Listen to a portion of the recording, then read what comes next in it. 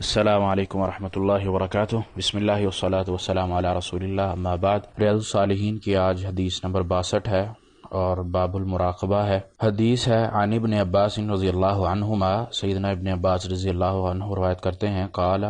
کنت خلف النبی صلی اللہ علیہ وسلم یوما، کہتے ہیں کہ میں اللہ کے نبی علیہ الصلاۃ والسلام کے ساتھ ایک دن آپ کے پیچھے سواری پر سوار تھا۔ فقال، تو آپ علیہ الصلاۃ والسلام نے فرمایا، یا غلام، اے لڑکے، انی اعلمک کلمات، کیا میں تمہیں چند کلمات نہ بتلاؤں یا چند کلمات نہ سکھا دوں، یا اعلمک یہ بھی معنی آتا ہے کہ میں تمہیں پڑھا دوں۔ احفظ اللہ یحفظک، کہ اگر تو اللہ کی حفاظت کرے اللہ تیری حفاظت کرے گا۔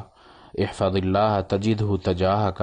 اور اگر تو اس چیز کا خیال رکھے، اس کو یاد رکھے، تو اللہ کو اپنے سامنے پائے گا۔ یعنی تو اللہ کے ان احکامات کو جو میں تجھے سکھلا دوں، ان کو اگر تو عملاً دیکھ لے گا، عملاً پا لے گا، اس پر عمل کرنا شروع کر دے گا، تو اللہ کی نصرت مدد تیرے ساتھ ہوا کرے گی۔ اذا سألت فاسأل اللہ، جب تو سوال کرے تو وہ سوال اللہ سے صرف کر۔ وَإِذَا اسْتَعَنْتَ فَاسْتَعِنْ بِاللَّهِ، اور جب تجھے مدد کی ضرورت ہوگی، جب تو مدد چاہے گا تو اللہ سے مدد طلب کر۔ وَاعْلَمْ، یہ جان لے، أَنَّ الْأُمَّةَ لَوِ اجْتَمَعَتْ عَلَىٰ أَن يَنْفَعُوكَ بِشَيْءٍ، یہ اگر ساری امت جمع ہو کر تجھے نفع پہنچانا چاہے، کسی چیز میں نفع دینا چاہے یا تیری مدد کرنی چاہے، لم ينفعوك الا بشيء، تو تجھے فائدہ نہیں دے سکیں گے مگر یہ کہ اس چیز میں قد كتبہ اللہ لک، مگر کہ جس چیز کو نفع پہنچانا اللہ نے لکھ دیا ہو۔ وَإِنِ اجْتَمَعُوا عَلَىٰ أَن يَضُرُّوكَ بِشَيْءٍ، اور اگر یہ سب جمع ہو کر تجھے کسی چیز میں نقصان پہنچانا چاہیں، لم يضروک الا بشیء قد کتبہ اللہ علیک، تو یہ اس چیز میں تجھے قطعاً نقصان نہ دے سکیں گے مگر کہ جس چیز پہ اللہ تعالیٰ نے لکھ دیا ہو۔ رفعت الاقلام، قلموں کو اٹھا دیا گیا، یعنی جو اللہ تعالیٰ نے لکھنا تھا وہ قلموں نے لکھ دیا، اقلام لکھ کر اٹھا لی گئیں۔ وجفت الصحف، اور صحیفے جو ہیں یعنی جو رجسٹر یا جن پر لکھا گیا وہ خشک کر دیے گئے ہیں۔ رواہ ترمذی، یہ سنن ترمذی کی روایت ہے اور امام ترمذی نے اس حدیث کو حسن صحیح کہا ہے۔ وفی روایت غیر ترمذی کے علاوہ یہ ایک روایت اور بھی جگہ موجود ہے، وہاں جو الفاظ ہیں وہ یہ ہیں، احفظ اللہ تجدہ امامک، اگر تو اللہ کے حقوق کا خیال کرے، اللہ کے احکامات کا خیال کرے تو اس کو اپنے سامنے پائے گا، یعنی مددگار پائے گا۔ تعرف الی اللہ فی الرخاء یعرفک فی الشدۃ، اور اگر خوشحالی میں، یعنی بندہ جب خوش ہوتا ہے اس کو خوشیاں ملتی ہیں، اس میں اگر تم اللہ کو پہچانتے ہو، اللہ کی طرف ہی رہتے ہو، اپنی توجہ اور اپنے جسم پر اللہ کے احکامات کو ہی ڈال لیتے ہو، تو پھر تنگ دستی جب ہوتی ہے، جب آپ پر مصیبت آتی ہے، شدت ہوتی ہے، سختی ہوتی ہے، اس میں پھر اللہ تعالیٰ آپ کا مددگار رہتا ہے۔ وَاعْلَمْ أَنَّ مَا أَخْطَأَكَ لَمْ يَكُنْ لِيُصِيبَكَ، اور یہ جان لو کہ جو بھی کسی سے چوک ہوتی ہے یا کوئی چیز غلط ہو جاتی ہے یا کوئی غلطی ہو جاتی ہے یا انسان سے رہ جاتی ہے تو وہ اس وقت تک نہیں ملتی، اس کا کوئی نفع اس کو نہیں پہنچنے والا۔ وما اصابک لم یکن لیخطئک، اور اسی طرح اگر وہ کسی چیز کو پانا چاہتا ہے، اس کو نہیں ملتی، تو وہ اس کو وہ خطا بھی نہیں کر سکتا، یعنی اس کو وہ پا نہیں سکتا، وہ اپنی تمام تر کوشش کر لے اس کو پانے کی، لیکن اس کے نصیب میں نہیں ہے تو وہ اس کو نہیں پا سکتا۔ وَاعْلَمْ أَنَّ النَّصْرَ مَعَ الصَّبْرِ، اور یہ جان لو کہ جو نصرت ہے یعنی جو فتح ہے وہ صبر کے ساتھ ہی ہے۔ انسان مشقت پر، مصیبت پر صبر کرتا ہے تبھی اس کے لیے نجات ہے۔ وَأَنَّ الْفَرَجَ مَعَ الْكَرْبِ، اور اسی طرح کشادگی یا جو انسان کو فراوانی جس کو کہتے ہیں، وہ اس کو تکلیف کے ساتھ ہی ملتی ہے۔ وَأَنَّ مَعَ الْعُسْرِ يُسْرًا، اور یہ اللہ کا نظام ہے کہ اللہ تعالیٰ نے تنگی کو آسانی کے ساتھ رکھا ہے۔ یہ آج کی حدیث ہے ہماری، اس میں اللہ کے نبی علیہ الصلاۃ والسلام سیدنا ابن عباس کے ذریعے جو ہمیں بھی تعلیم دے رہے ہیں وہ یہی کہ اللہ کے احکامات کو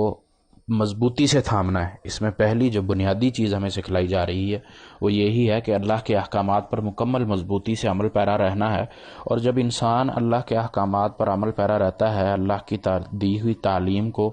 اپنی زندگی میں ڈھال لیتا ہے، تو پھر اللہ کی مدد اس کی جگہ جگہ ملتی رہتی ہے، اس کو اللہ کی طرف سے نصرت ملتی ہے، مدد ملتی ہے، اور رزق میں فراوانی ملتی ہے،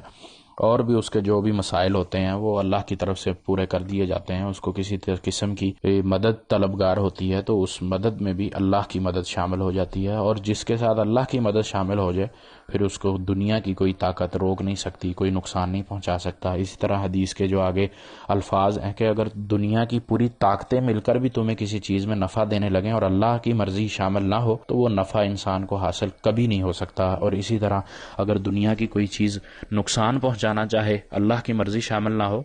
تو اس کو نقصان بھی نہیں پہنچ سکتا. جس طرح ہم نے پیچھے بھی ایک حدیث پہلے ہمارا درس گزر گیا ہے جس میں ایک لڑکا راہب کو کہتا ہے، اپنے بادشاہ کو کہتا ہے کہ اگر تم اللہ کا نام لے کر مجھے قتل کرنا چاہو گے تو پھر ہی یہ تیر مجھے نقصان پہنچا سکے گا. تو اس لیے اللہ کی مدد اور نصرت یہ ضروری شامل حال ہے، اور وہ ہمیں تب ملتی ہے جب ہم اللہ کے احکامات پر عمل پیرا ہوں. یہ بنیادی شرط ہے اس میں. اس کے علاوہ اس حدیث میں جو ہمیں درس دیا جا رہا ہے وہ یہ کہ اللہ تعالیٰ نے جو تقدیر لکھ دی ہے، انسان کا مقدر لکھ دیا ہے، وہ پیدا ہونے سے پہلے لکھ دیا ہے، اس پر ایمان لانا ضروری ہے. تو جو اللہ تعالیٰ نے ہمیں تعلیمات دی، نبی علیہ الصلوۃ والسلام نے ہمیں جو طریقہ سکھلایا ہے، اس طریقے کے تحت انسان اپنی کوشش کر کے اپنے لیے اللہ سے دعا مانگ کر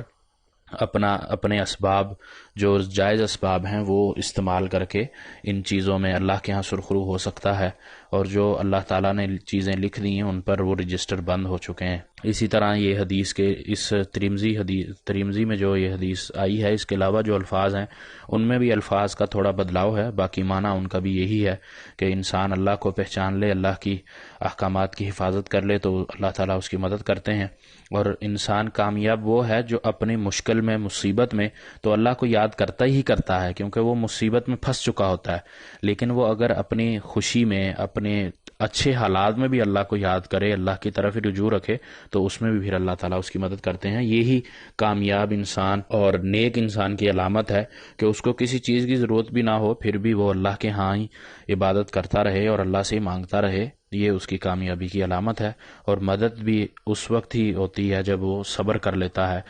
اس حدیث میں ہمیں صبر کی بھی تلقین ہے، اللہ سے لگاؤ جڑ کر رہنے کی بھی تلقین ہے. اور پھر یہ بھی اس حدیث میں بعد میں بتا دیا کہ انسان جب صبر کرتا ہے تب مدد اترتی ہے، اور کشادگی، تکلیف گزرنے کے بعد ہی اس کو کشادگی نصیب ہوتی ہے، اور پھر آسانی کے ساتھ تنگی ہے اور تنگی کے ساتھ آسانی ہے. تو اس میں ایک اور اہم جو درس حدیث ہمیں دے رہی ہے وہ یہ کہ اللہ کے ساتھ جڑنے کے ساتھ ساتھ ہمیں اپنے حلقے میں، اپنے احباب میں نصیحت کرتے رہنا چاہیے. وہ انفرادی نصیحت ہو یا اجتماعی نصیحت ہو، یہ کرتے رہنا چاہیے. اسی طرح اللہ سے مانگنے کا جو طریقہ ہے وہ بغیر کسی کو شامل کیے ڈائریکٹ اللہ سے مانگنا چاہیے، اللہ سے گڑ گڑانا چاہیے. ہاں، ظاہری اسباب جو ہوتے ہیں انسان کے، جو انسان کے اختیار میں ہیں وہ اختیار کرنے چاہیے، لیکن جو انسان کے اختیار میں سبب نہ ہو، اسباب نہ ہو، تو پھر اللہ سے ہی مانگنا چاہیے اور اللہ کے ساتھ کسی کو شریک نہیں ٹھہرانا چاہیے. اس طرح اس حدیث میں حقوق اللہ پر بہت زیادہ توجہ دی گئی ہے. حقوق اللہ وہ ہیں جو عبادات ہمارے پر فرض کی گئی ہیں، ان کا خیال کرنا ہمارے لیے بہت زیادہ ضروری ہے. ان کا خیال کر کے، ان پر عمل کر کے، ان کی بجا آوری کرنے کے بعد ہی ہماری نجات ہے. اللہ تعالیٰ سے دعا ہے کہ اللہ تعالیٰ ہمیں صحیح سمجھ کر عمل کرنے کی توفیق عطا فرمائے اور ہمارے لیے آخرت میں نجات کا سامان پیدا کر دے. وما توفیقی الا باللہ، علیہ توکلت و الیہ انیب.